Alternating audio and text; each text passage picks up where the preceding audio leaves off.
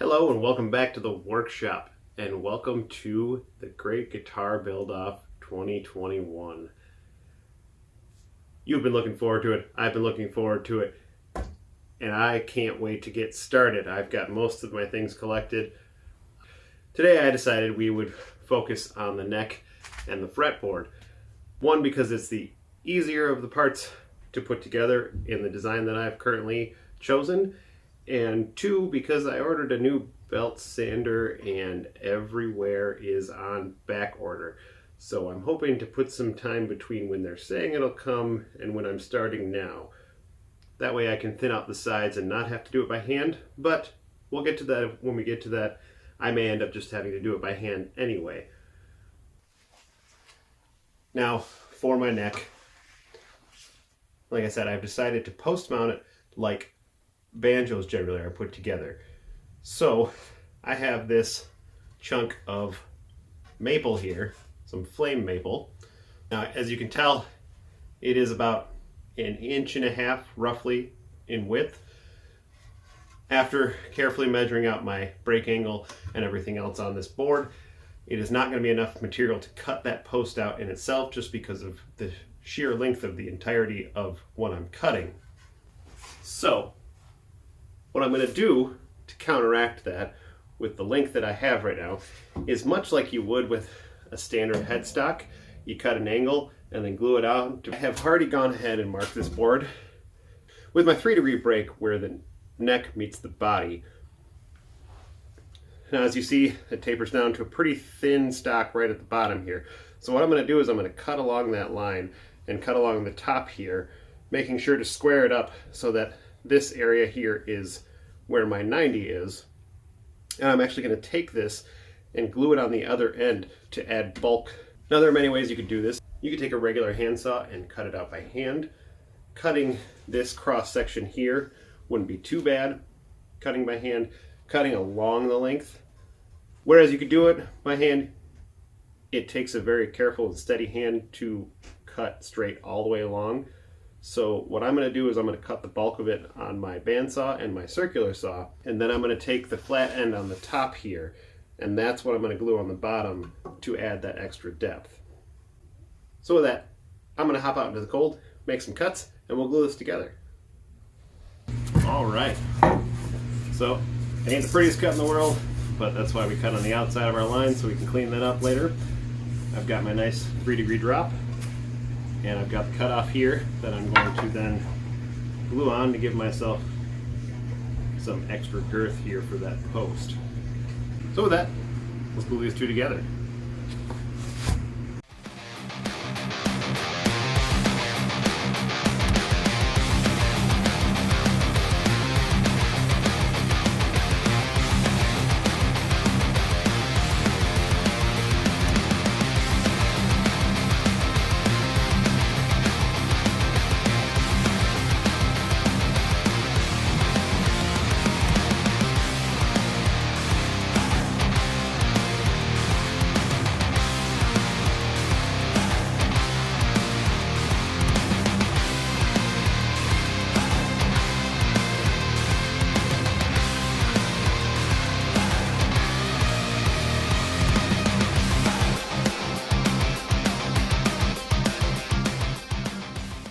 Alright, as you can tell, a lot of my focus is on the center of this joint, because ultimately this is going to be cut down and that post is only going to be about 1 inch in width at total.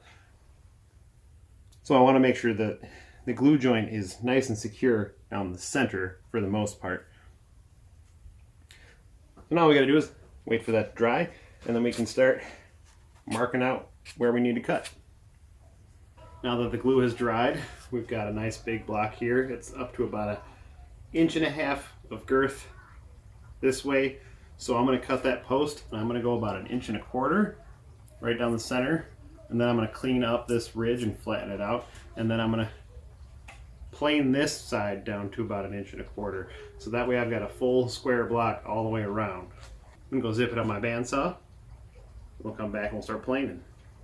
Alright, so we've trimmed off the excess. I've gone ahead and I've flattened out this end, and I've squared it up with this one corner, which gives me the points that I need to shave down to make sure that this is all nice and square all the way around.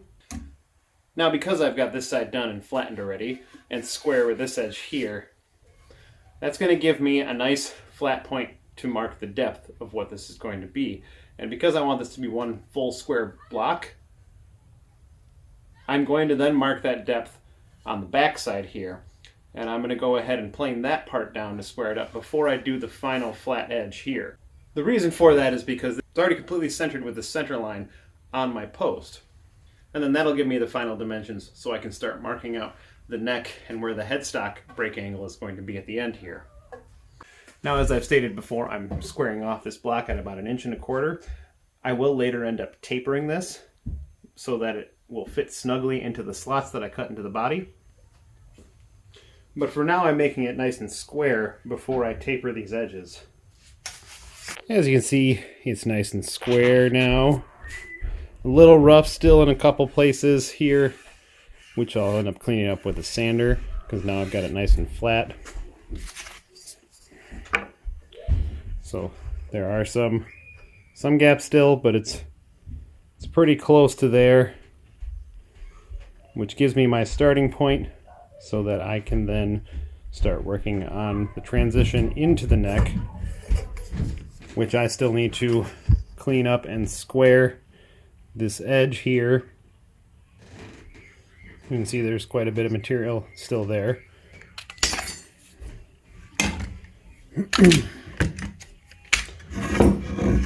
But now that I got that, it's nice and square up front here.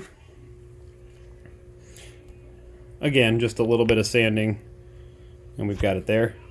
It's the proper dimension all the way around, so then I can start cutting the rest of the neck out. And I've left myself plenty of room so that if I need to trim this heel area here, that I've still got plenty to do the rest of the neck. Alright, now that I got the neck this far and I've got this nice and squared off, I'm going to go ahead and cut out the basic shape of my neck. You can go see that I've gone ahead and drawn on where my neck is going to be. I'm going to first cut outside of my lines to give myself plenty of room. But this particular headstock, I'm going to use my main shape, but I'm actually going to make this hollow on the inside. And I'm going to mount my tuning keys from the side of the neck instead of from the bottom side of the headstock. With this headstock design, I also want to then make it an angle on either side so that the posts are sitting on a slight upward angle. And if I've done my math correctly, this will give me a straight string pull from the nut to each of the tuning keys. But first, I'm going to roughen the basic neck shape. So I'm a bit of a dunce. I realized I was talking to myself and routing, and I never hit record on the camera. So before I drilled out this headstock, I decided that it'd be a good idea to route this channel first. That way I can get my headstock all squared away and drill the access hole for the truss rod. Now I got a new cullet for my router, so if you can tell, it skitched a little on me at the beginning of the hole. Thankfully it's only at the top. And my truss rod is still really tight in the pocket, so I may have to just clean up a couple spots here that are a little too wide at the top. But all in all, this has worked out just fine. But now that we've got it this far, I'm going to go ahead and drill the holes for the access on this. And I've got it marked out where I want it to end, but because I'm going to taper everything, I'm going to remove this material on the inside of these lines so that I have room to carve away, because after I do the curve like this, I want to square everything back up. So I'm going to do that to the inside and the outside to square it up. And I think when all is said and done, it's going to look pretty slick. So I'm going to go ahead and drill some holes so that way I can then plane down to my 3-degree taper on my headstock for the break angle. Now I've gone ahead and I've trimmed a little off of here, so I'm just going to go ahead and square this up, and then that'll give me the area in which I can figure out where my angles are going to be cut into.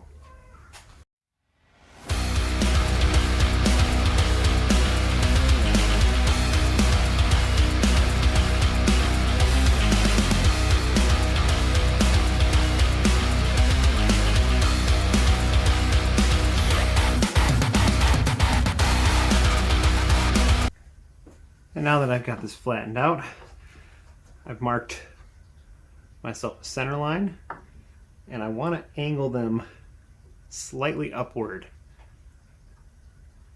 So in order to do that, I'm going to make myself a mark along the edge here. I'm just going to take my Shinto rasp here and carve it until I've got that angle so that there's a peak in the center here.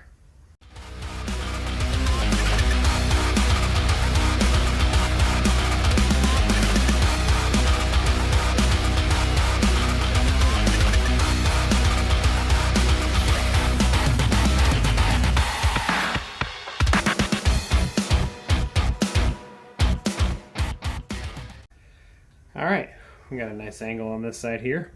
So I'm just gonna go ahead and repeat it. And then with that, I can then shave these down until they're square, and I'm ready to cut the depth of the headstock. Now theoretically, now that I've gotten to this point, because I've taken 4mm off the top, that should be my magic number on the back here. So I've made a line across at 4mm, and I'm gonna use that to start, and then I'm gonna go ahead and continue to square just to make sure that I am on point with where I need to be. And I'm going to repeat that on both sides. So just as before, I'm going to take my Shinto rasp to take a bulk of this off and then clean it up with my hand plane.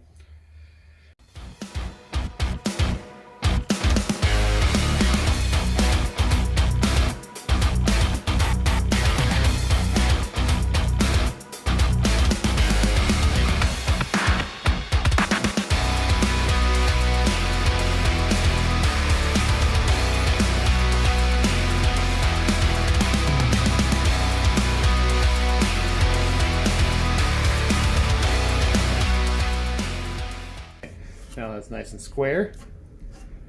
I'm going to flip it over and do the other side. Thankfully that 4mm was pretty spot on. I had to go just a little further just to square this up. I think part of that is because of the depth of the headstock currently, which is going to get cut away once I get the tuning keys in place. Now that we're here, got it nice and squared off. You can see that it's nice and square all the way on both sides. Now I just need to get the placement for my tuning keys.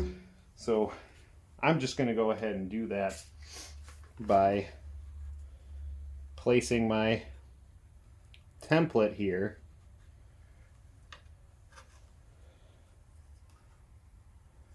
which is going to give me the standard placement for my tuning keys. But instead I'm going to drill it on the side here. I'm going to find my depth. Because remember, this is not a standard headstock, so this is going to actually be the thickness of what the tuning keys are going to be and not the thickness of a standard headstock. Once I get that all sorted out and drilled out, I can then take off the excess to thin out this headstock. But I don't want to do that until I can get the tuning keys drilled so that I can get the proper depth for it. Because realistically, with the way it's sitting now, I don't have to take a whole lot off, maybe 3/8 of an inch. But I also want to leave a little room on either side of the tuning key so that I'm not overlapping anything. Alright, now drilling these holes can be cumbersome, especially if you're drilling by hand, which is what I'm going to do. It's going to be really hard to get in a drill press and drill straight unless I were to create a wedge to make sure that it is nice and flush. So I'm just going to counteract that and go with my hand drill. I'm going to go in 2 steps. I'm going to drill a pilot hole, and then I'm going to drill the proper size hole. Now, you could carefully line it up and make sure that you're straight on both sides. Another easy way to do is to get a square like this, or 2 blocks of wood that you know are square, and just set it up right next to it so that you're resting up against the corner of this piece, and that'll give you a nice square point to start at.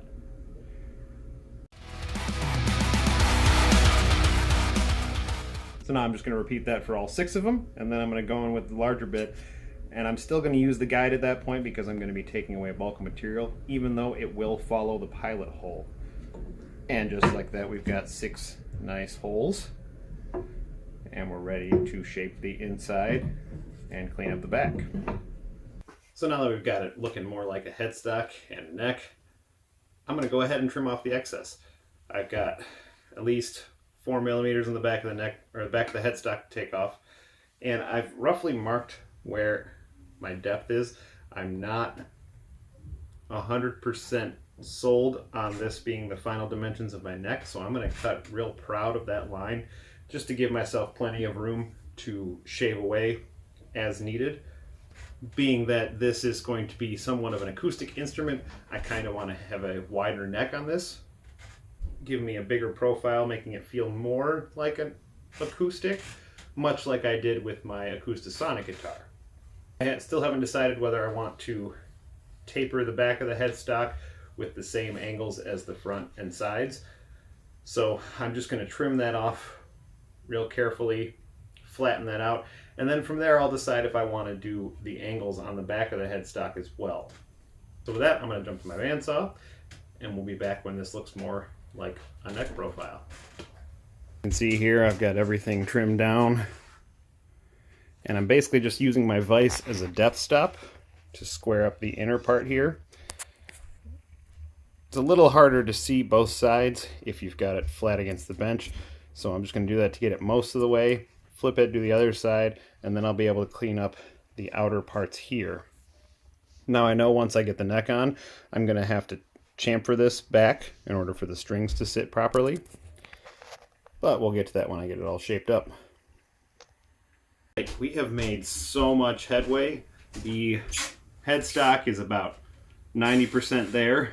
I've got these shapes in their rough form. I just need to do the top part here, mainly in order to give myself clearance for the top 2 tuning keys. But it's looking pretty good. We got our angles on here. I think with how much material is left on the bottom here, I may just leave it the way it is. I don't see a point necessarily in carving it in that direction. I may reconsider that when the time comes, but I feel pretty good about where we're leaving this, so I'm going to go ahead and finish cleaning up this headstock off camera so that by the next episode we can worry about final shaping the outer contour of the neck and working on the fretboard, because I will need to know the fretboard placement in order to create my chamfer here for the strings to come through and not rest against any of this wood. That is why I didn't bring my peak here all the way to the edge of where my board is going to go, because I knew I was going to have to chamfer it anyway. So with that, if you like what you're seeing, don't forget to like, comment, and subscribe. This is the Great Guitar Build-Off 2021. This is my entry. Stay tuned to watch as it unfolds. I'm very excited about this one, and I really like the idea that I've got going here. If you're liking what you're seeing here, don't forget to throw a like on this video. There will be more to come, and I'm very excited to see this idea come into fruition. If you're new here, don't forget to subscribe and leave me a note in the comment. Let me know what you think so far of this build. I'd love to hear your thoughts on it. And with that, as always, we'll see you in the next video. Stay tuned.